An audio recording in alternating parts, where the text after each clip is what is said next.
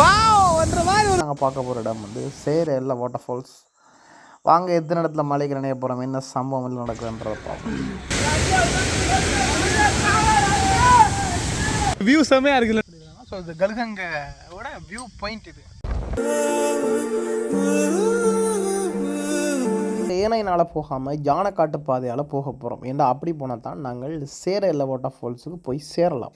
இதில் மலைக்குள்ள மாட்ட வண்டி வேற எனக்கு தெரிஞ்சு ஏதோ ஏரியா இருந்தாலும் உன்னை ஒன்றும் பண்ண முடியாதுடா.